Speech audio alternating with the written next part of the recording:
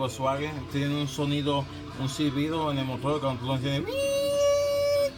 Voy a cambiarle la bomba. Ustedes saben, cambiamos esta pieza acá. Tenemos que quitar los collos, conectar esto acá. Le quitamos el cobre. Y esta es la pieza que hace ruido, como si fuera la correa o el alternador. ¿Ok? Esta es la numeración de la pieza.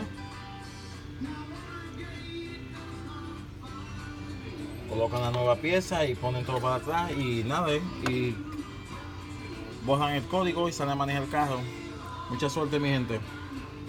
Lo que pasa es que cuando esto queda malo, cuando esto se daña, el aire circula hacia el motor y entonces ahí hace el sonido de zumbido. Es bien ruidoso.